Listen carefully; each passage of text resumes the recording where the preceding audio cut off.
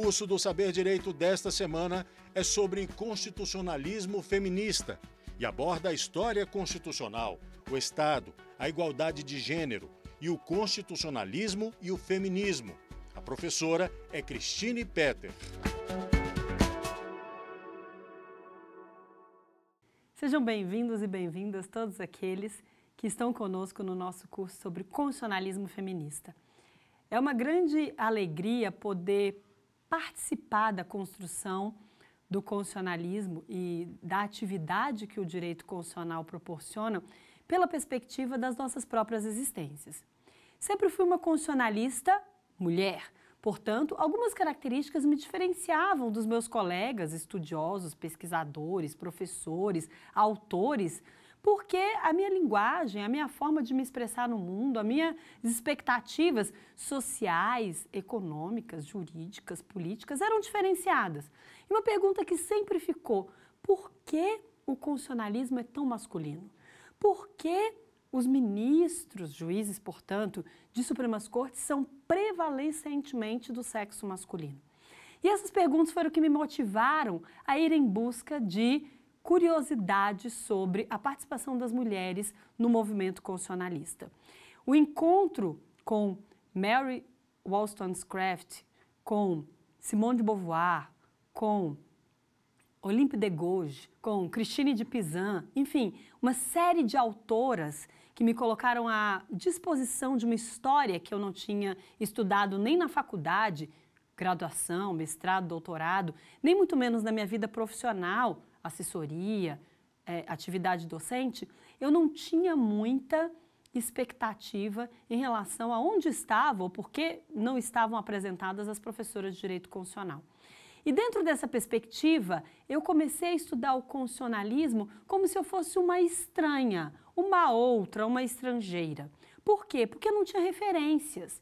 Então, é sobre isso que nós vamos falar nessa terceira aula do curso do constitucionalismo feminista.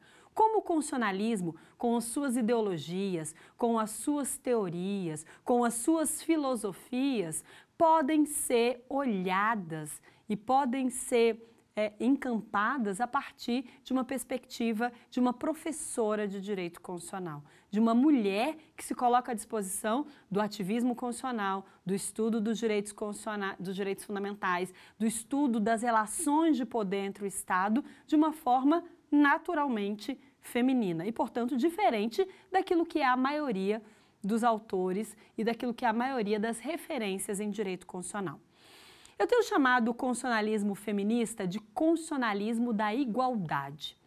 E aí, para que isso ganhe alguma projeção na vida acadêmica ou na vida sociopolítica, é preciso dizer que não é uma igualdade qualquer, é uma igualdade de gênero.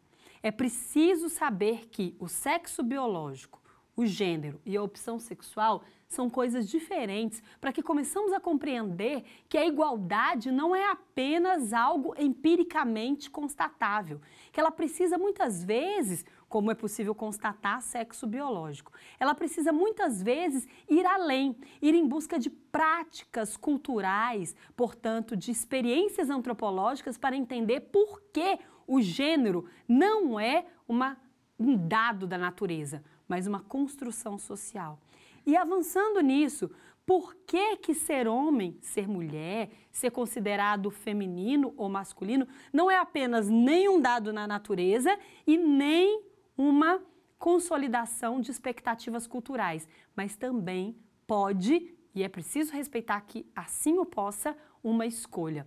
A orientação sexual, ela não necessariamente está relacionada à perspectiva do sexo biológico e do gênero. Ela é algo que pode estar consolidada e coincidir com o sexo que você nasceu e com o gênero que construiu a partir das suas experiências socioculturais. Porém, a opção sexual é, antes de mais nada, uma escolha, né? E isso não pode ser discriminado nem valorizado de forma diferente, porque tem a ver com as expectativas de liberdade, igualdade, fraternidade, que tanto falamos aqui no nosso curso sobre o constitucionalismo feminista. Então, uma primeira premissa desse constitucionalismo é que ele não é um constitucionalismo apenas voltado para as expectativas das mulheres. Sexo biológico, gênero, opção sexual. Ou seja, nós estamos falando aqui em mulheres ou em feminismo, contemplando todas as opções que possam relacionar-se às não inclusões, ou seja, às exclusões que o padrão patriarcal feminino, o padrão patriarcal masculino, ocidental e, em geral, branco, consolidam nessa expectativa dos 2 últimos séculos. Vamos falar aqui num constitucionalismo da igualdade. E que tipo de igualdade? Igualdade de gênero, sim, mas uma igualdade de gênero que contempla nessa construção social a liberdade para a orientação sexual. Ou seja, vamos contemplar também a perspectiva dos transgêneros. Vamos contemplar também as interseccionalidades que o gênero acaba tendo em relação a etnias, raça, cidadanias e posição social. Então, esse constitucionalismo feminista, quando ele se declara como um constitucionalismo da igualdade, ele é sim uma igualdade de gênero, porém muito mais amplificado do que o binômio masculino e feminino. Para que a gente possa chegar a esse constitucionalismo de gênero, é preciso também experimentar quais são as opções ideológicas que o constitucionalismo nos ofereceu até os dias atuais. Por que eu estou falando de constitucionalismo da igualdade e não estou falando de constitucionalismo das liberdades? Por que eu estou falando de constitucionalismo da igualdade e não estou falando de constitucionalismo da fraternidade ou fraternal, como meu querido professor, amigo, ministro de ontem, hoje e sempre do Supremo Tribunal Federal fala, o ministro Carlos Aires Brito. Todas as perspectivas, todas as fórmulas constitucionais, elas vão de alguma forma desembocar nesse trinônimo: liberdade, igualdade, fraternidade. E dentro da fraternidade nós não podemos esquecer aquilo que é essencial para a consideração do outro como um ser humano igual, feliz, que pertence. Então, o direito à felicidade ou a busca da felicidade é o direito à busca de reconhecimento, de pertencimento, de inclusão na comunidade. Essa é a essência do constitucionalismo feminista.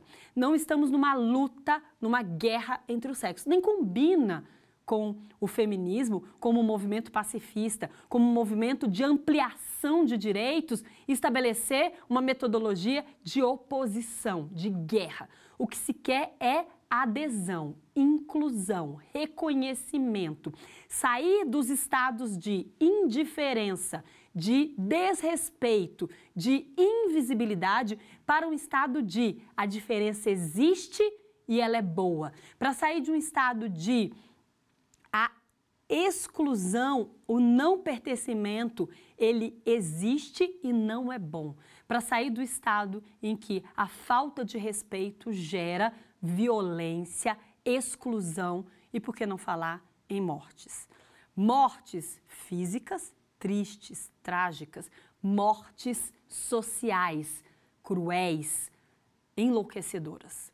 Então, toda essa perspectiva é a perspectiva do constitucionalismo feminista. Um constitucionalismo que se coloca à disposição da diferença como sinônimo de igualdade e coloca a indiferença como sinônimo da desigualdade. Há, inclusive, feministas que têm estudado a perspectiva do feminismo por um viés muito interessante. O contrário de machismo não é, obviamente, o feminismo. O contrário de machismo é a indiferença, a exclusão. Desculpa, o contrário de machismo não é o feminismo. O contrário de machismo é a inclusão, o reconhecimento da diferença. Então, é muito importante que tenhamos essa perspectiva em mente. Por quê? Porque o que se está lutando aqui não é por um feminismo como antítese do machismo. Esquece! O machismo é uma excrescência da sociedade, um defeito da comunidade que se desenvolve a partir desse valor. O que está querendo dizer é que a igualdade se perfaz e se coloca na diferença. O que está querendo dizer é que a igualdade se perfaz e se coloca na identificação de igual respeito e consideração, independentemente de qualquer outra questão, de qualquer outro fator. Então, é muito importante essa introdução para que a gente possa perceber na evolução do Estado constitucional e na evolução do constitucionalismo contemporâneo a possibilidade de incluir o feminismo como a reunião de expectativas das clivagens ideológicas a que se submeteu esse Estado de Direito ou esse Estado constitucional nos 2 últimos séculos. Explico melhor. O Estado de Direito não nasceu pronto com todas as ideologias previstas ou sonhadas com as revoluções liberais do século XIX de uma forma definitiva. Inicia-se, sim, como um Estado prevalecentemente liberal. E a partir desse Estado prevalecentemente liberal se desenvolvem perspectivas, expectativas que vão depois se consolidar em outras teorias. Mas já estamos prontos aqui, de alguma forma, para falar do Estado liberal de direito ou do Estado constitucional do direito como aquele Estado que, numa ponderação entre direitos fundamentais, contemplava sempre a liberdade como valor mais importante.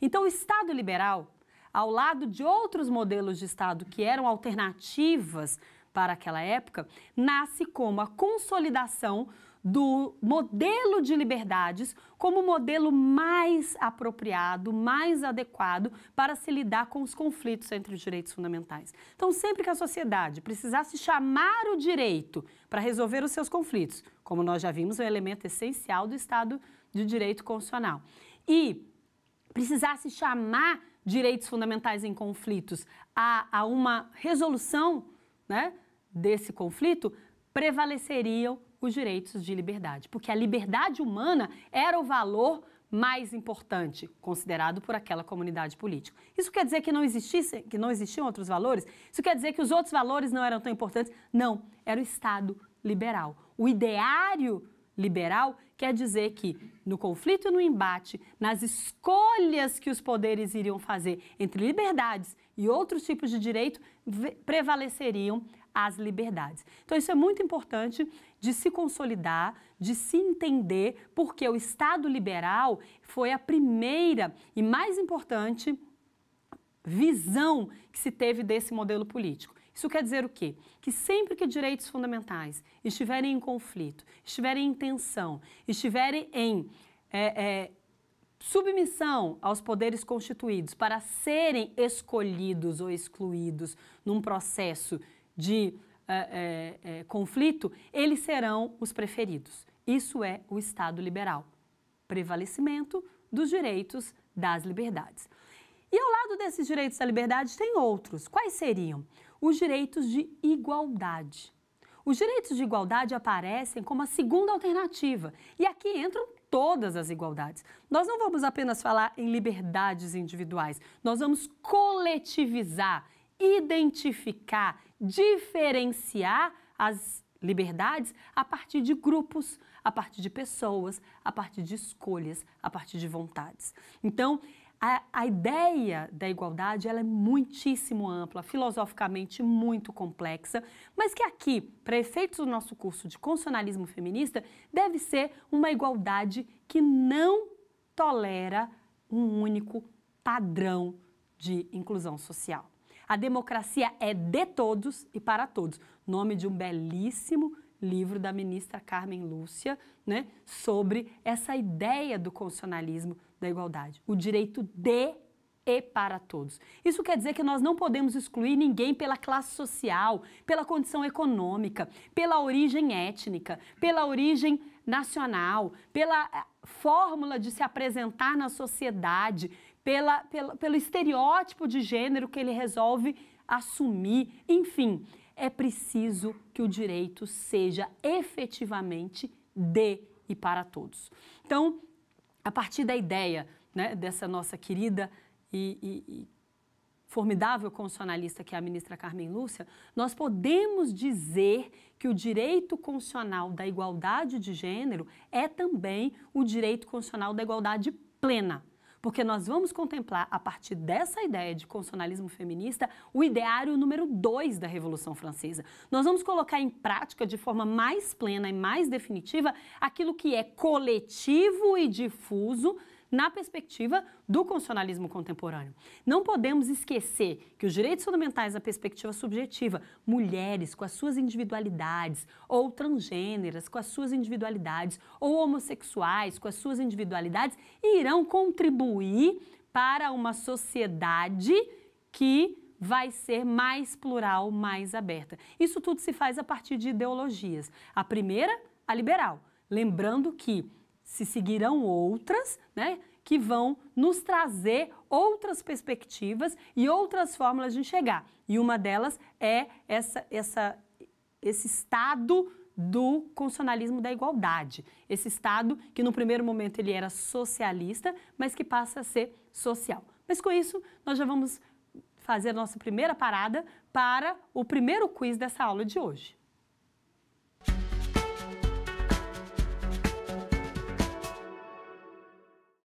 O Estado constitucional liberal é aquele em que, na ponderação entre direitos fundamentais, prevalecem a. Os direitos econômicos e culturais, b. As liberdades, c. Os direitos sociais e das mulheres, ou d. O direito à dignidade da pessoa humana. Conforme nós estamos estudando, a ideia de um Estado liberal nasce e prevalece durante todo o século XIX a partir do primeiro e mais importante ideal das revoluções francesa e americana, as liberdades. A ideia de liberdade, a ideia de trazer à tona toda a questão social ou igualitária, toda a questão da dignidade da pessoa humana com o ambiente de fraternidade, são alternativas que se sobrepõem a esta alternativa. Portanto, a resposta correta do nosso quiz é a letra B, as liberdades. A ideia de um Estado de direito, de um Estado constitucional influenciado pela matriz liberal, consolidou-se efetivamente no século XIX. Como nós vimos, outras alternativas existiam, mas elas não estavam tão disponíveis assim no meio cultural, na sociedade da época. E é por isso que, de alguma forma, todas as nossas expectativas, hoje no século XXI, retrospectivamente em relação ao passado, é que essas liberdades se associassem a outros valores. E são sobre esses outros valores que nessa nossa aula número 2 está se desenvolvendo. Vamos falar não apenas da perspectiva liberal, mas também da perspectiva socialista, que nasce por influência da doutrina marxista, especialmente em meados do século XIX, e que influencia sobremodo o modelo político do Estado liberal da segunda metade do século XIX e da primeira metade do século XX. Lembrando que o Estado liberal não cede totalmente o seu espaço para o Estado socialista. Ele, na verdade, compartilha esse espaço. E compartilha de tal forma, com tal tensão, que gera, nessa bipolaridade ideológica, duas guerras mundiais. O século XX inaugura já uma Primeira Guerra Mundial, empolgado por essa bipolaridade entre o liberalismo e o socialismo, e gera também uma Segunda Guerra Mundial empolgada por outras expectativas, mas que também geram exclusões e arrependimentos eternos para a humanidade que nós vivenciamos hoje. Então é muito importante que a gente entenda que o Estado de Direito, ele sofre influência das clivagens ideológicas, das clivagens históricas, mas isso responde a um acúmulo e não uma exclusão de expectativas sociais. Então é muito importante que a gente possa perceber nessa aula que o Estado liberal de direito, ele se acumula, ele convive, ele permanece com o Estado socialista de direito, sendo este um segundo modelo da expressão liberal, ou pelo menos uma nova forma de entender o indivíduo, o ser humano, a partir da sua perspectiva coletiva. O que o socialismo nos traz, principalmente em termos de influência para a segunda onda de direitos fundamentais que influencia o Estado de Direito, é exatamente a perspectiva coletiva, a perspectiva comunitária.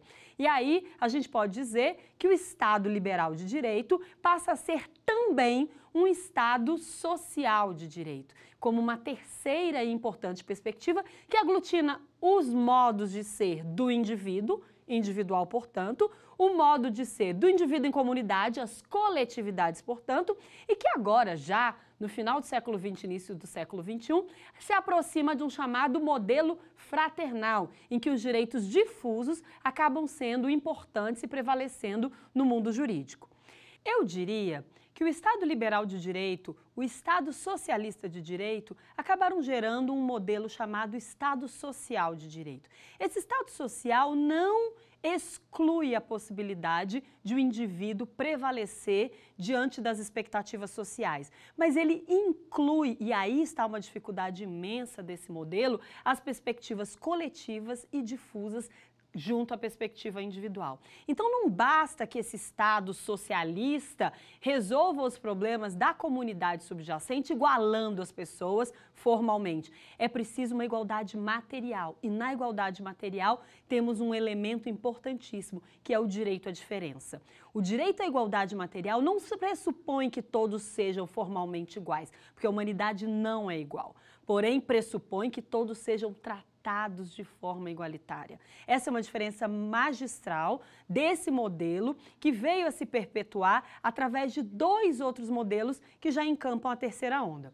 Estamos falando do Estado de Direito Democrático, ou Estado Democrático de Direito, como é mais conhecido, e do Estado de Direito Pluralista. Então, de um modelo puramente liberal, passamos a um modelo misturadamente liberal e socialista, que gerou aquilo que comumente chamamos de Estado Social de Direito. E a partir desse Estado social, podemos falar também no Estado Democrático de Direito e no Estado Pluralista de Direito. Vamos ver o que eles significam? É muito importante, para entender a dinâmica do Estado liberal e o como ele se contrapõe a esses outros modelos, que nós possamos, de alguma forma, perceber o papel do indivíduo, das coletividades e das massas nesse modelo. Se estamos falando de um constitucionalismo histórico, de um constitucionalismo feminista, estamos falando efetivamente da inclusão de todos aqueles que estavam excluídos do modelo patriarcal original, comum desse Estado constitucional liberal inicial. Mas isso não quer dizer de forma alguma que o feminismo ou essa perspectiva da inclusão seja algo que o Estado liberal não acolhe. Algumas pessoas perguntam, o modelo liberal clássico de Estado de Direito acolhe as expectativas do feminismo? Eu posso dizer com toda certeza que sim, mas não de uma forma simples ou da mesma forma que ele foi acolhido no início do constitucionalismo liberal, lá no século XVIII e XIX. É preciso fazer uma complexidade maior do Estado liberal para ele perceber, né, como acolher as expectativas daqueles que foram excluídos no início. Excluídos em termos de quê? Em termos de voto, reconhecimento de cidadania, em termos de participação política, direito de escolher representantes e, principalmente, o direito de ser considerado um cidadão autônomo. É disso que estamos falando. O Estado liberal, na sua vertente inicial, não dava espaço para mulheres, pessoas de baixa renda, pessoas de outras etnias e até mesmo estávamos vivendo um pleno e difícil período de escravidão no mundo inteiro. Então, essa expectativa, principalmente do Brasil pós-colônia, de acabar com a escravatura, de estar realmente à disposição de cidadãos livres e iguais, não era uma realidade para o século XIX. Sabemos que a luta do feminismo, muitas vezes, ela é bastante interseccionalizada, ela é bastante misturada, portanto, com a luta contra a escravidão. Então, muitos abolicionistas encampavam também a causa feminista no sentido que eu estou trazendo aqui nesse curso de que o constitucionalismo feminista é o constitucionalismo da inclusão. Então, a inclusão não é apenas das mulheres que estavam alijadas do processo político ou do processo de cidadania, mas também dos negros e negras que, por várias razões, também estavam excluídos desse mesmo processo. Mas podemos incluir aí o direito das pessoas estrangeiras, o direito das pessoas não alfabetizadas, o direito das pessoas que não tinham condições sociais de contribuir com as expectativas comuns da classe dominante naquela época. Então, o constitucionalismo feminista é um constitucionalismo que quer, a partir de quaisquer das perspectivas, seja ela liberal, seja ela social, seja ela pluralista, seja ela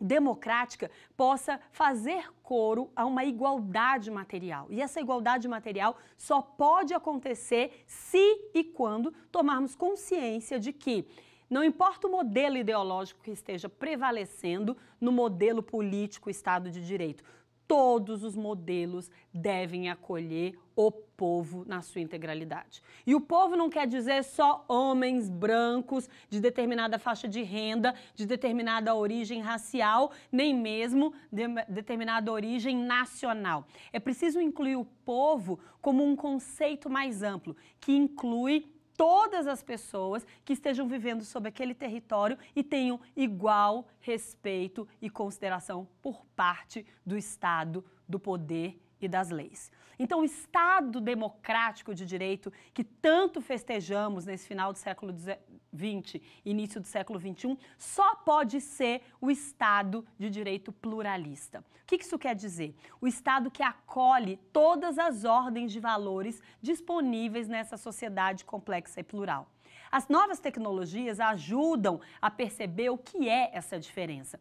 Temos redes sociais, temos a mídia eletrônica, temos a mídia digital, temos as fórmulas de comunicação desenvolvidas mundo afora, especialmente os smartphones que nos conectam independentemente do horário, independentemente do país, independentemente das expectativas socioculturais, econômicas, políticas, principalmente naqueles países que têm essa abertura, né? Infelizmente ainda há democracias ou não democracias muito restritivas em relação à comunicação por essa via, mas essa conectividade gerou na sociedade uma expectativa de que todas as ordens de valores importam. Todas as expectativas socioculturais, todas as perspectivas históricas e antropológicas devem ser consideradas no modelo Estado de Direito. Por quê? Porque o Estado de Direito, o Estado constitucional, seja ele liberal, seja ele institucional, seja ele socialista, seja ele social, seja ele democrático, seja ele pluralista, vai estar à disposição de uma comunidade global de cidadãos e cidadãs, que ainda se dividem em blocos chamados países, mas cujos países já estão se unindo e formando blocos maiores chamados comunidades, né? Temos as mais famosas, a Comunidade Europeia, ou podemos falar aqui na nossa realidade do Mercosul, mas tudo isso implica que os cidadãos sejam reconhecidos como seres humanos dotados de igual respeito e consideração por parte dos poderes públicos. Não é possível admitir quaisquer tipos de exclusões nesse processo.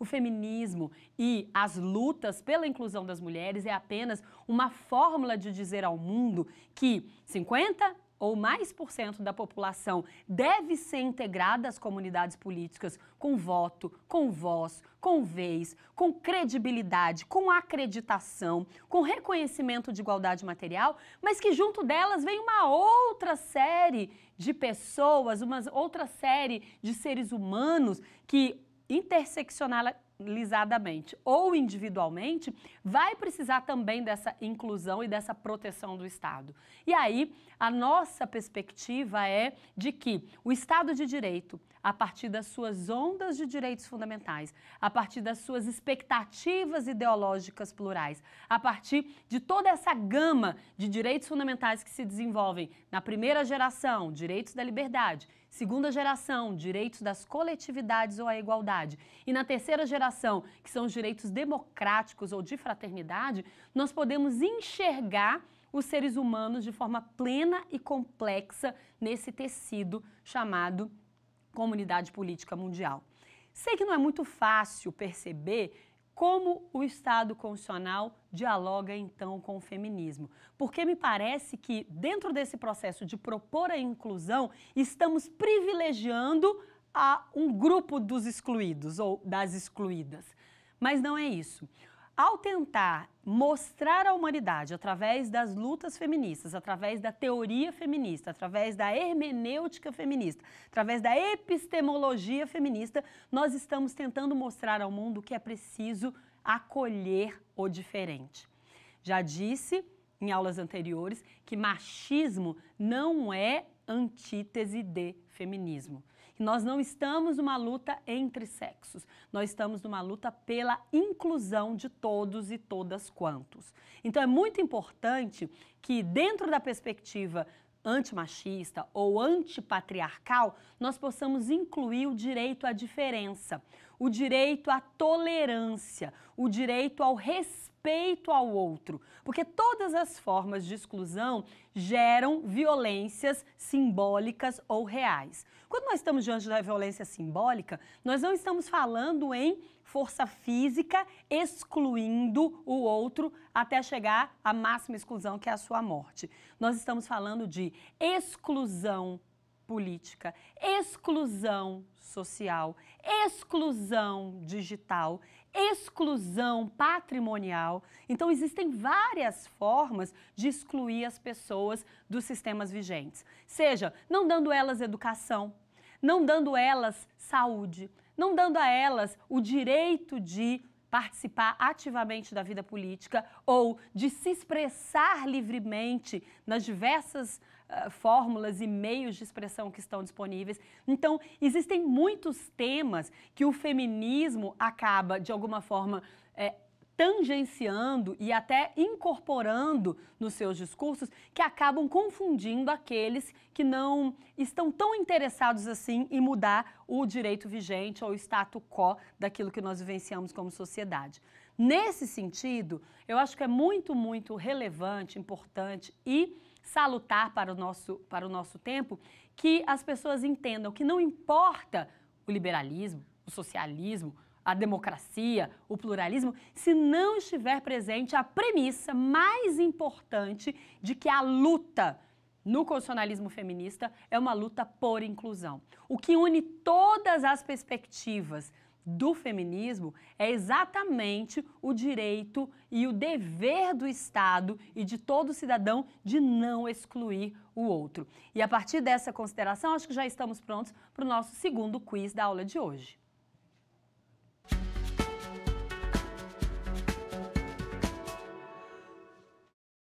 Estado constitucional socialista é aquele que se caracteriza 1. Pela influência do liberalismo social. 2. Pela doutrina de comunitaristas. 3. Pelas ideias institucionalistas. Ou 4. Pela influência da doutrina marxista. A resposta a essa caracterização do Estado constitucional como socialista depende exatamente do ângulo de visão daquele que, de alguma forma, percebe o Estado de Direito como um Estado de Direito e constitucional com clivagens ideológicas historicamente situadas e datadas. Quando falamos em Estado liberal de direito, já vimos que estamos falando da influência mais marcante da doutrina liberal ou do liberalismo nesse modelo político que se consagra a partir do constitucionalismo do século XVIII. Quando falamos em Estado socialista, seja de direito, seja constitucional, estamos também falando de uma fórmula de influência ideológica no modelo político vigente. Então, obviamente que a resposta para a pergunta que está no quiz é a letra D, pela influência da doutrina marxista. A ideia de um Estado de Direito ou de um Estado constitucional que se influencia pelas ideologias subjacentes da comunidade a que se destina é algo que a gente pode chamar de Estado constitucional pluralista. Ou seja, toda vez que você se abre a escutar ou a se colocar à disposição daquilo que a própria comunidade social, seja ela por influência histórica, seja ela por influência antropológica ou mesmo por imposições políticas, nós vivenciamos experiências mais especializadas de Estado de Direito. Quando nós falamos do Estado de Direito ou do Estado constitucional pela influência dessas teorias, nós estamos, na verdade, assumindo a possibilidade de que outras e mais teorias possam vir a influenciar o Estado de Direito. Então, não é incomum você ouvir falar do Estado de Direito ou Estado constitucional fiscal. Ou mesmo ouvir falar do Estado de Direito ou Estado constitucional ambientalista. Ou mesmo ouve falar do Estado de Direito ou Estado constitucional religioso ou influenciado pelas religiões. O que isso quer dizer? E como que isso se caracteriza ou não como uma doutrina ou uma clivagem histórica? A marca que a teoria constitucional, ou seja, que os professores de direito constitucional usam para dizer que o Estado de Direito é um Estado mais vinculado a uma determinada ideologia que outra, é exatamente o processo de decisões políticas que esse Estado toma. Então, se o momento é de um governo mais vinculado às ideias liberais, por óbvio que as legislações e as normativas daquele momento do governo vão ser mais vinculados aos direitos das liberdades. Isso quer dizer o quê? Que questões relacionadas a direitos individuais, questões relacionadas à liberdade vão emergir de forma mais plena, mais visível naquele momento, naquele território, portanto, para aquele povo. O Estado passa a ser mais aberto a uma determinada forma de enxergar o mundo. No caso do meu exemplo, o liberal.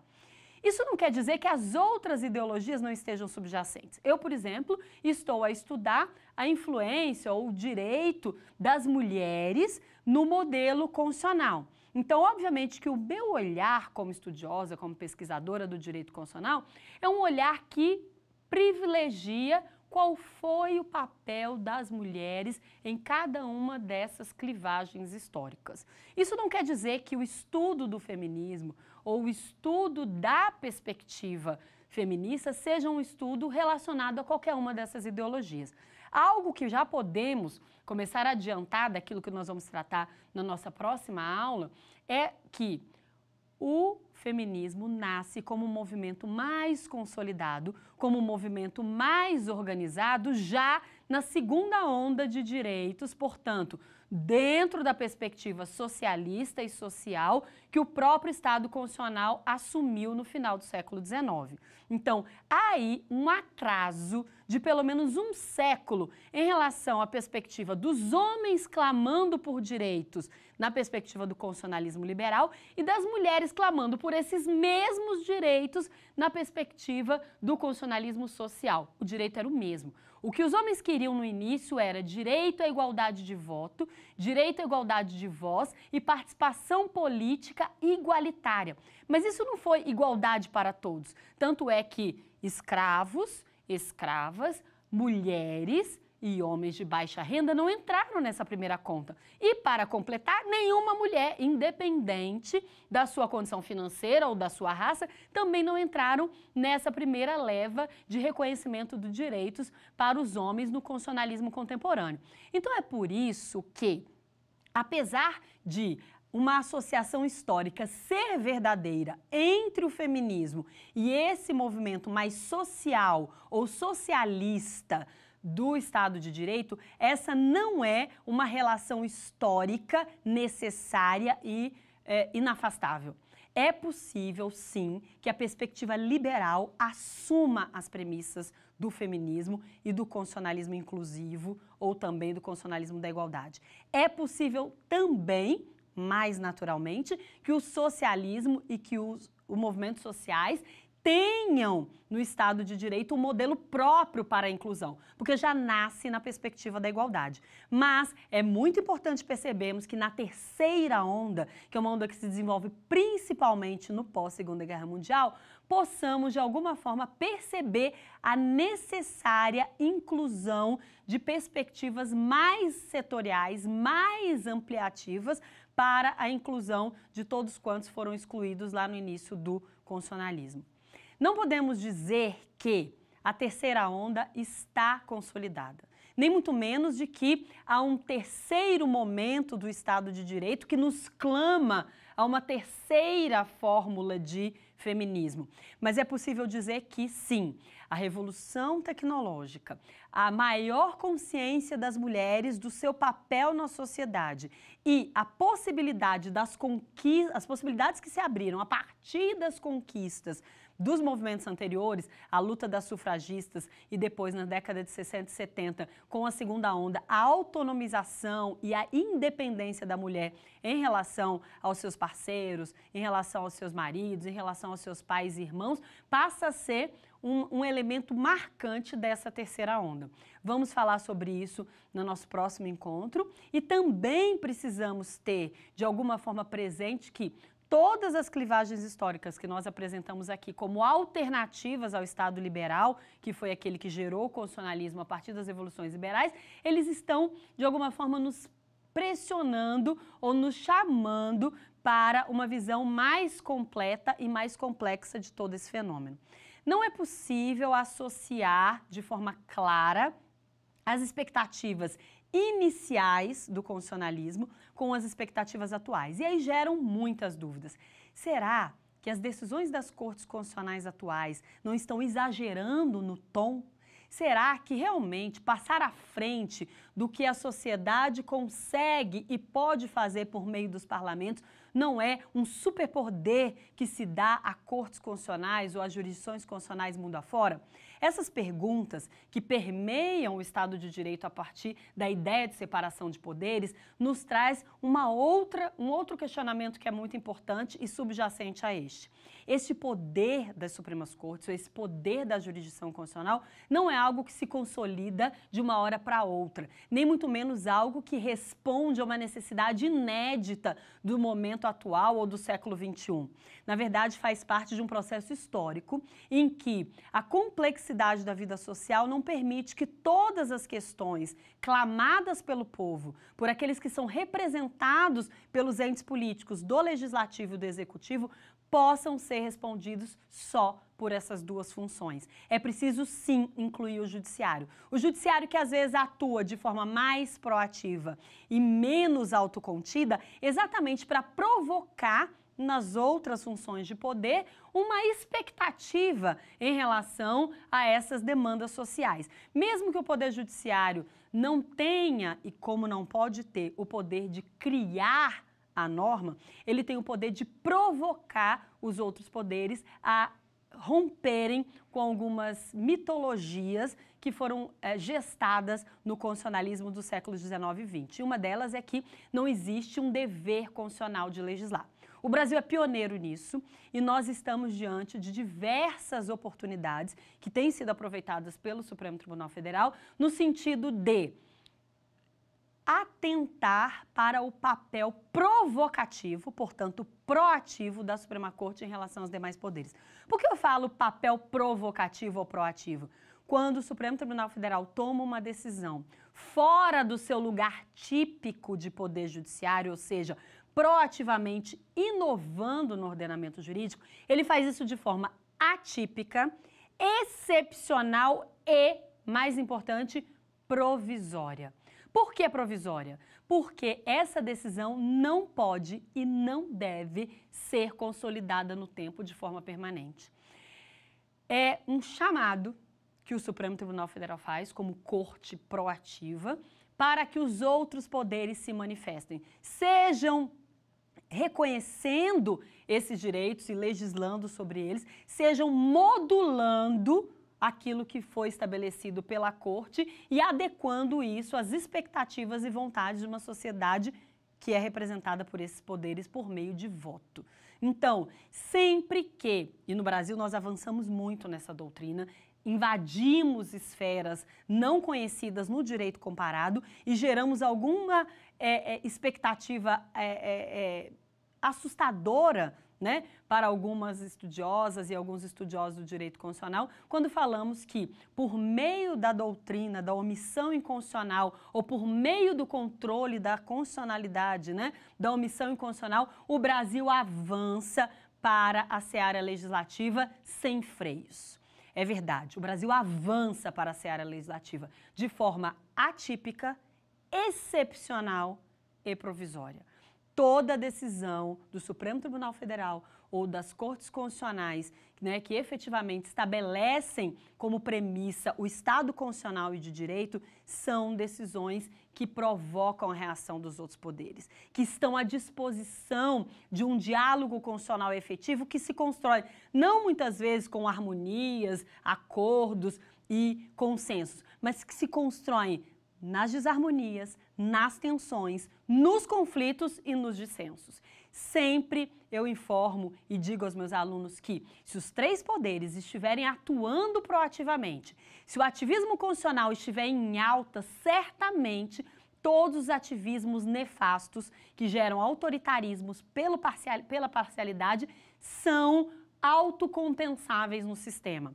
Se o poder executivo, se o poder legislativo, se o poder judiciário estiverem coletivamente imbuídos da tarefa e comprometidos com a Constituição, todos os ativismos parciais, sejam eles do executivo, sejam eles do legislativo ou do judiciário, serão compensados nessa dinâmica dos três poderes. Lembrando que nem sempre isso vai acontecer de forma harmônica, de forma livre de tensões, de forma consensual. O dissenso é uma resposta de quem considera o outro. Dar uma antítese, contrapor uma ideia também é igualar em respeito e consideração às instituições. Então, existe uma perspectiva do Estado de Direito e do Estado Constitucional, que é a perspectiva institucional, que é uma vertente da perspectiva liberal, mas uma perspectiva mais corporativista, mais ligada a órgãos e corpos, que precisa ser estudada, que precisa ser presenciada no nosso país. Eu acho que ainda não foi apresentada a perspectiva institucional da melhor forma possível. E aí nós temos, de alguma maneira, um déficit de análise de como as instituições podem contribuir proativamente para o cumprimento e para a força normativa da Constituição. Ficamos com aquela ideia fixa do ativismo judicial, ficamos com aquela ideia fixa de que o Poder Judiciário é o todo-poderoso, de que o Poder Judiciário é mais infenso a questões negativas como corrupção ou como desvios éticos dentro da sua atuação, e ficamos distantes daquilo que é efetivamente o papel central de uma doutrina que se coloca à disposição de um Estado constitucional de direito a partir dos seus três elementos. Então, eu considero como uma atividade muito importante do constitucionalismo atual, e especialmente desse constitucionalismo da inclusão ou do constitucionalismo da igualdade, e aí fazendo uma alusão especial à igualdade de gênero nas três perspectivas: biológica, cultural e da construção das vontades individuais, para que a gente possa efetivamente vivenciar uma realidade mais complexa, mais plural e mais efetiva de garantia dos direitos. E a partir dessas ideias já estamos prontos para o nosso terceiro quiz da aula.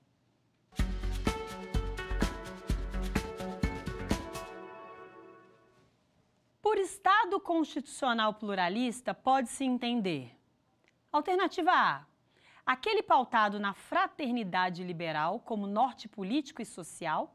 Alternativa B, aquele influenciado pela democracia procedimentalista. Alternativa C, aquele pautado pela tolerância e respeito às diversas ordens de valores. Alternativa D, aquele que se pretende aberto aos ideais de uma determinada corrente ideológica. Me parece, pelo que nós estamos discutindo aqui nessa já terceira aula do curso sobre constitucionalismo feminista, que o Estado constitucional pluralista seria aquele que, de alguma forma, se coloca aberto, se coloca à disposição das ideologias ou dos pensamentos prevalecentes na sociedade para a qual se projeta esse modelo político. É bem verdade que o pluralismo não exclui nenhum tipo de possibilidade. O pluralismo é aquele em que os cidadãos, de alguma forma, podem e devem influenciar as suas escolhas, as suas regras, os seus modelos e procedimentos de atuação e de vivência da vida em comunidade. Mas, por pluralismo, nós precisamos necessariamente entender a ideia da tolerância e do respeito. Portanto, a alternativa correta para esse quiz é a letra C, aquele pautado pela tolerância e respeito às diversas ordens de valores. Já estamos no auge da nossa expectativa em relação ao Estado de Direito, ao Estado constitucional, modelos políticos que, de alguma forma, ganham a sua expressão, a sua existência a partir de um movimento chamado constitucionalismo, movimento que nasce, como nós o conhecemos hoje, no final do século XVIII, com as revoluções liberais, mas que se eternizam de lá para cá sob a forma de Estado de Direito, pautado na legalidade, no respeito subjetivo aos direitos fundamentais e na ideia de separação de poderes, ou mais próximos a nós, principalmente pós-Segunda Guerra Mundial, no modelo chamado Estado Constitucional, que influencia o direito pelo controle de constitucionalidade e a assunção das jurisdições constitucionais, que nos coloca à disposição de direitos fundamentais não apenas na perspectiva dos sujeitos, mas principalmente das políticas públicas e que, por fim, torna a separação de poderes uma interdependência, ou seja, uma relação institucional que deve atuar, e aí já falo da teoria normativa da Constituição, deve atuar em prol da atividade constitucional constante, ou seja, compromisso com a força normativa da Constituição. Dentro dessa perspectiva, as 6 ideologias mais importantes que influenciam esse Estado pluralista são exatamente a ideologia liberal, principalmente primando pelos direitos de liberdade, direitos de primeira geração, a ideologia socialista, que nos coloca à disposição de uma data ou de um tempo em que um autor chamado Karl Marx influencia sobremodo os modos de ver e estar em sociedade. A perspectiva social, decorrência direta desse modelo socialista, em que o indivíduo, as coletividades e os procedimentos se colocam à disposição de uma sociedade mais complexa. O Estado de Direito democrático, que inclui a essa perspectiva mais complexa do indivíduo, suas coletividades e a massificação dessas coletividades por meio de procedimentos, coloca a democracia como o procedimento mais importante no ambiente do Estado de Direito, ou seja, o direito de votar e o direito de ser votado, o direito de fazer escolhas por meio de representantes ou de forma direta, e o direito de ser o que se é e ser aceito e respeitado na comunidade exatamente dessa forma. Então, modelo liberal, socialista, social e democrático são os 4 mais importantes, aqueles que mais são visíveis. Mas ao lado desses nasce, principalmente na teoria constitucional do pós-Segunda Guerra, um modelo chamado modelo institucional. Esse modelo institucional coloca força e credibilidade não apenas no ser humano individual, mas no ser humano que, se juntando em instituições, passam a ser membros de coletividades e representam o Estado ou as comunidades que lhes dão essa característica de membro de forma direta, ou seja, quando nós estamos falando de um membro do Poder Judiciário, de um membro do Poder Legislativo ou de um membro do Ministério Público, estamos falando uma perspectiva institucional. Independente de qual seja a pessoa, ou seja, o indivíduo que ocupe aquela posição, ele estará sempre falando em nome da instituição. A perspectiva institucional, ela é muito importante e nos coloca à disposição de diversas novidades para esse Estado constitucional e de direito. E, por fim, a perspectiva que é chamada pluralista ou da ordem de valores, que coloca indivíduos, coletividades, instituições e organismos, os mais diversos e das mais diversas fórmulas da organização social, em um ambiente de respeito e tolerância mútuos. Não é possível vivenciar a ideia da ordem de valores ou a ideia do pluralismo sem perceber o outro não como seu inimigo ou não como sua oposição, mas como um parceiro, alguém que pode construir junto as expectativas plurais e coletivas de uma sociedade democrática.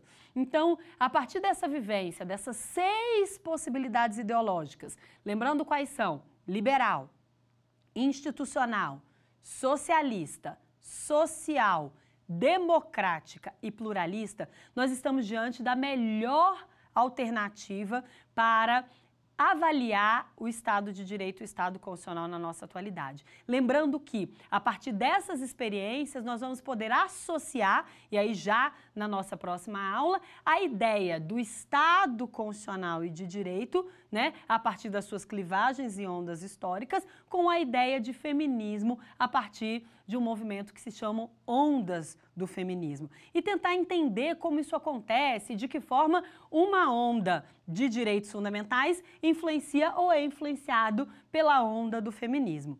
A ideia não é fazer uma comparação simplesmente pela perspectiva temporal ou histórica, mas principalmente apresentar as interseccionalidades que essa comparação pode trazer e os ganhos de, percebendo essa doutrina dentro da teoria constitucional, poder entender melhor como que nós vamos estar à disposição de um ambiente em que a igualdade plena, a igualdade material e a igualdade formal possam ser trabalhadas ou estimuladas nos ambientes sociais, políticos, econômicos, institucionais ou mesmo nos ambientes como aqui nós estamos vivenciando de ensino, aprendizagem, educação, fórmulas de estabelecimento de conexões entre instituições, pessoas e coletividades.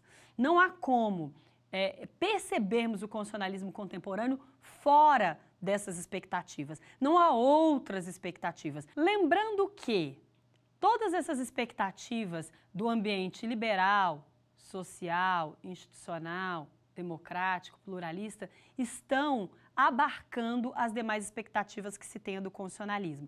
Então, se falamos em constitucionalismo ambientalista, em constitucionalismo fiscal, em constitucionalismo indigenista, em constitucionalismo de proteção às crianças, enfim, todas as fórmulas de constitucionalismo estão diretamente acolhidas pelo ambiente do constitucionalismo plural. Porque, independentemente de qual seja o valor da Constituição ou o valor subjacente às sociedades que aquela Constituição se projeta, todos eles estão acolhidos com igual respeito e consideração dentro do modelo constitucionalismo pluralista. Então é bem fácil percebermos como as acomodações históricas e as acomodações sociopolíticas podem se dar no ambiente de um constitucionalismo. E eu digo de um constitucionalismo forte, de um constitucionalismo que efetivamente acredita na Constituição como esse pacto aglutinador de todas as expectativas sociais de uma sociedade plural, complexa e hipertecnológica. E assim, nós terminamos mais essa aula do nosso curso de Constitucionalismo Feminista.